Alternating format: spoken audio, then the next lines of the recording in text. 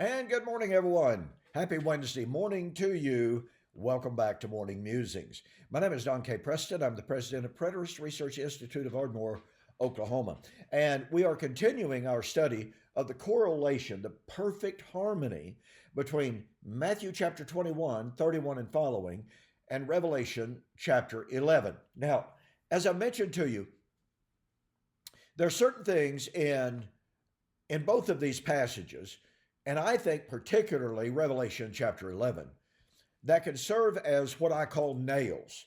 You know, a nail is something you can hang your hat on. It's something you can know is true. It's something you can rely on, so to speak.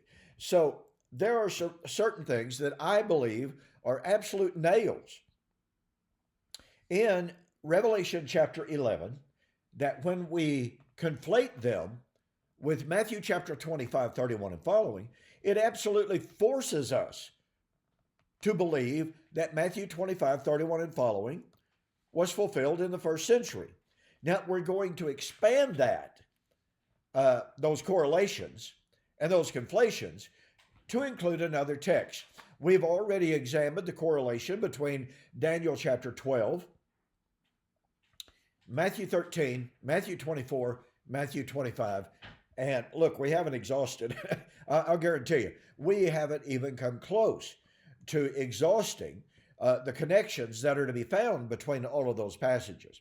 But for today's video, I want to focus on something that many scholars have taken note of.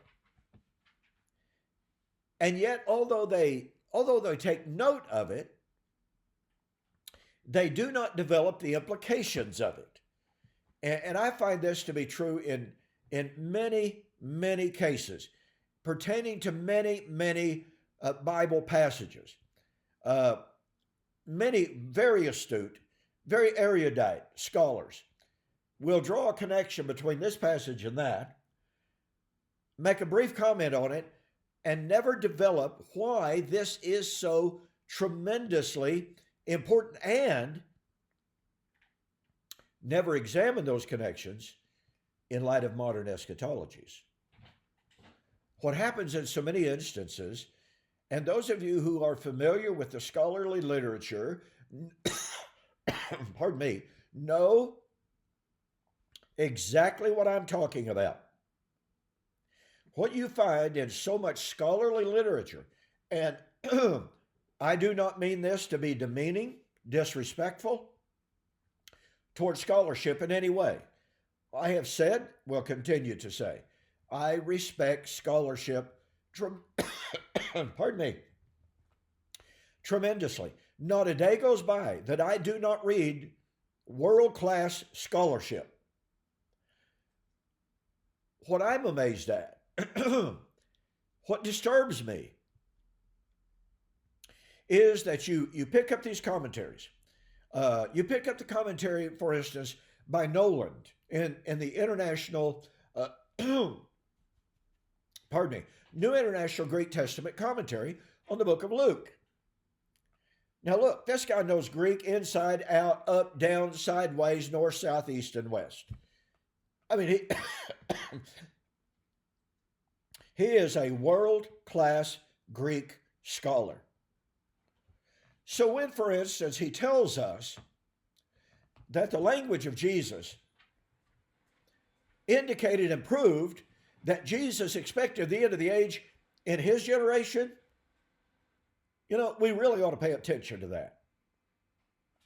However, Noland goes ahead to say, well, unfortunately, the crew off site here just tossed me my water.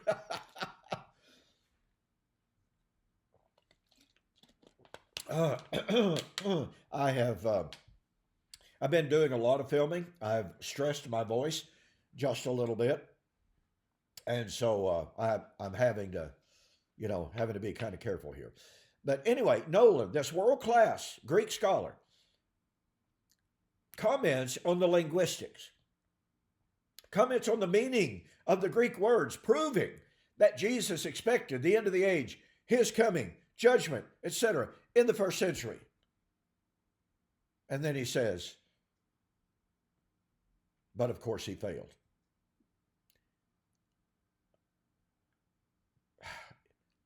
I can't think of a worse tragedy than this. To accuse Jesus of failure? What did Jesus say in John 10:37?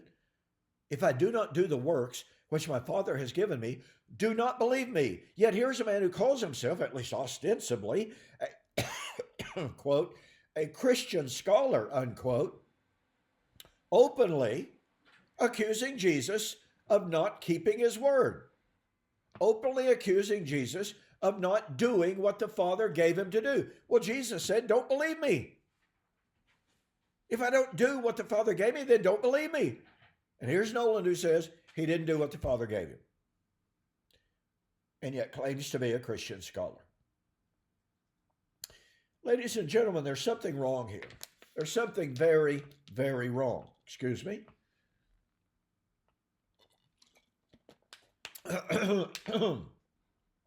So, with that said, it is amazing how scholars can sometimes draw these connections, these parallels between passages. And a prime example of this is how so many scholars draw the connections between Daniel chapter 7 and Jesus' ministry. Over and over and over again, Jesus said, the Son of Man will come. The Son of Man will come on the clouds of heaven. And again, scholar after scholar says, see, Jesus is drawing directly on Daniel chapter 7. Now, men such as N.T. Wright say, Daniel chapter 7, 13, and 14 is talking about the ascension of Christ. Well, then they turn right around and they take note of the fact that in Matthew chapter 24, 31 and following, or 29 and following, Jesus is drawing on, guess what? Daniel 7, 13 and 14. Well, look, if Jesus was applying Daniel 7, 13 and 14 to his coming in judgment in AD 70, then he wasn't applying it to his ascension. And it's improper to do so. Or so it seems to me. Now, here's where I want to get this morning. Matthew chapter 25, 31 and following is the time of the resurrection. Nobody doubts that. It's the coming of the Son of Man, Matthew 25, 31. The Son of Man shall come in the glory of his kingdom. Then shall he sit on the throne of his glory. By the way, I've just got to make this comment.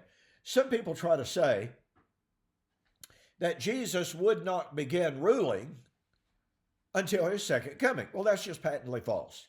I'm sorry. It just doesn't work. Luke chapter 19, 11 and following, Jesus said he told a parable because the Pharisees believed, the Jews believed, that the kingdom was about to come immediately.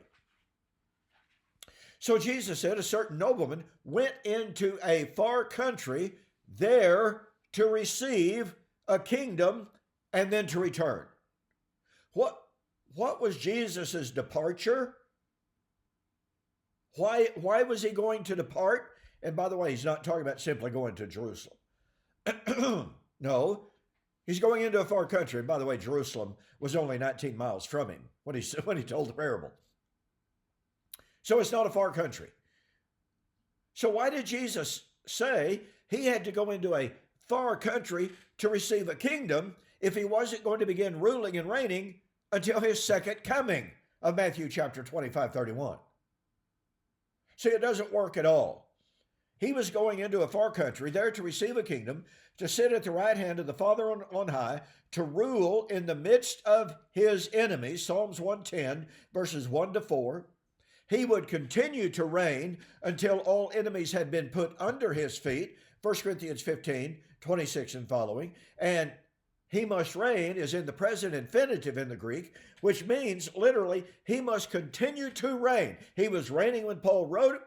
He would continue to reign until his enemies were put under him.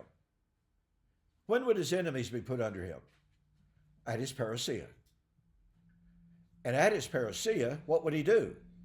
Well, just like Luke chapter 19, 11 and following tells us, he would gather before him those servants who had said, we will not have this man to be ruler over us, and he would judge them and destroy them. Just like Matthew chapter 25, I was hungry, you did not feed me. I was thirsty, you did not give me water to drink. I was in prison, you did not visit me. See, they wouldn't give him the obeisance that he was due. And what's happening in in Revelation chapter 11? The judgment of the city that said, we will not have this man to rule over us. The judgment of the city that killed the prophets. The judgment of the city where the Lord was crucified. You know where that was. I don't have to tell you. So Luke chapter 19, 11 and following corresponds perfectly with Revelation chapter 11. It corresponds beautifully with Matthew chapter 25, 31 and following. But wait a minute. Matthew chapter 24, 30 and 31 is the coming of the Son of Man on the clouds of heaven in judgment. Matthew chapter 25, 31 and following is the coming of the Son of Man on the clouds of heaven in power and in judgment and the kingdom. Revelation chapter 11 is the time of the judgment of the city that killed the prophets and killed the Lord. Now then, you must catch the power of this. When does Daniel depict the coming of the Son of Man on the clouds of heaven to receive the kingdom?